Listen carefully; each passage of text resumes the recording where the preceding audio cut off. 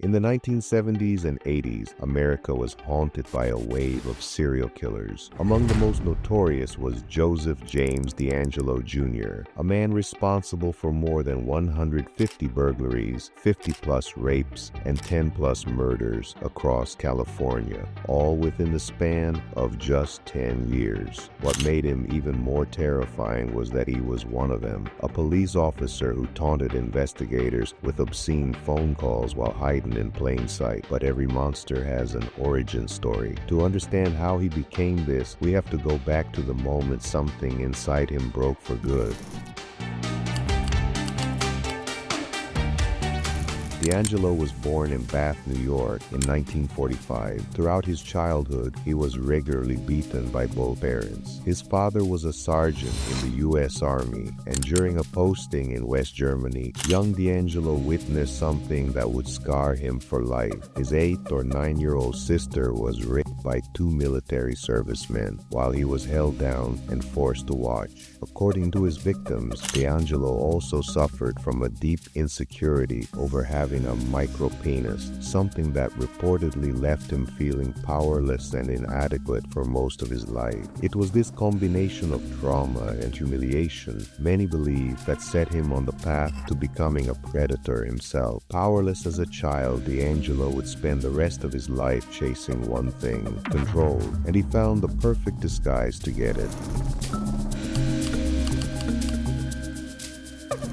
In September 1964, DeAngelo joined the United States Navy, serving 22 months during the Vietnam War as a damage controlman aboard the cruiser USS Canberra and the destroyer tender USS Piedmont. After his service, he pursued police training at the College of the Sequoias in Visalia and completed a 32-week internship with the Roseville Police Department. This wasn't just a career move, it was a disguise. By becoming a police officer, DeAngelo wrapped himself in the image of a protector while secretly craving the one thing his past had stripped from him: control. Wearing the badge gave him power over others' lives in a way he had never had over his own, and that hunger for control would soon transform him into something far more dangerous. With a badge to hide behind and a hunger he couldn't satisfy, DeAngelo was about to cross the line that would define the rest of his life and the lives of dozens of victims.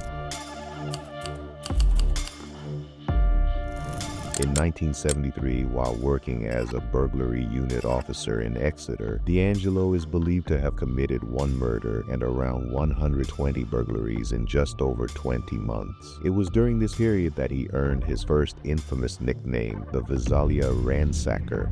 By 1976, he had relocated to the Sacramento area, and his crimes escalated from burglary to rape. He began stalking quiet, middle-class neighborhoods at night, hunting for women who lived alone in single-story homes, often near schools, creeks, trails, or other open spaces that offered him a quick escape route. On December 18, 1976, 15-year-old Chris Pedretti was home alone while her parents attended a Christmas party. Around 6 p.m., as she sat playing the piano, a masked intruder suddenly appeared inside her home. For the next several hours, she endured a terrifying ordeal while her neighbors outside remained completely unaware of what was happening just steps away. When her attacker finally left, she managed to free herself and get help, but the trauma didn't end that night. Years later, Chris spoke openly about the painful toll the investigation itself took on her, the invasive questions, the medical examinations,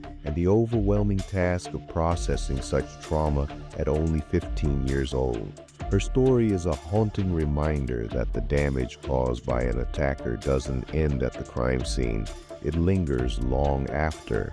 This pattern of terror continued for 3 years, resulting in more than 50 rapes. During his 37th attack, one survivor recalled him repeatedly saying, "I hate you, Bonnie," a chilling detail that was later linked to his former fiancée, Bonnie. This case became known as the work of the East Area Rapist. In 1979, he relocated to Southern California, where his violence escalated further. Over the next several years until 1986, he committed a total of 13 murders, earning him a new, equally chilling name, the original Night Stalker. For a long time, it seemed as though nothing could touch him, until one twist changed everything. For decades, DeAngelo's identity remained a mystery buried in cold case files, but science was about to catch up with him in a way no one expected.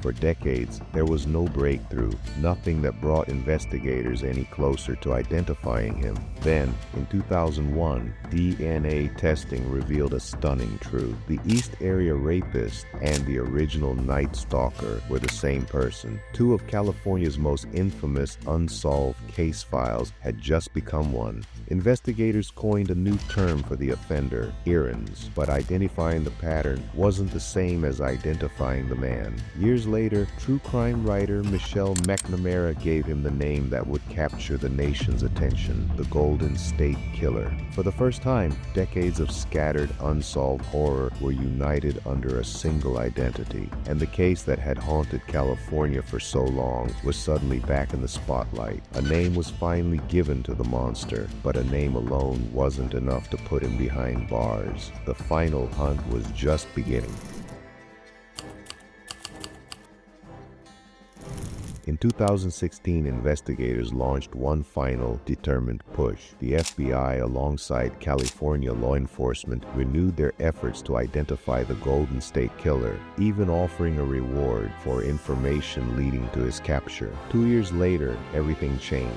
Using forensic genetic genealogy, investigators traced DNA from the crime scenes through distant relatives, narrowing their search down to a single man.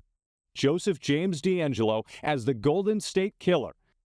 On April 24, 2018, the 72-year-old former police officer was arrested and charged with multiple murders. After more than 4 decades of fear and unanswered questions, the mystery was finally solved. In June 2020, DeAngelo pleaded guilty to numerous murders and kidnappings, while also admitting responsibility for many of the other crimes linked to the case. 2 months later, he was sentenced to life in prison without the possibility of parole. The man who had evaded capture for over 40 years would spend the rest of his life behind bars. If this case left you stunned, you're not alone. It's one of the most chilling true crime stories in American history. Subscribe and turn on notifications so you don't miss the next case we uncover.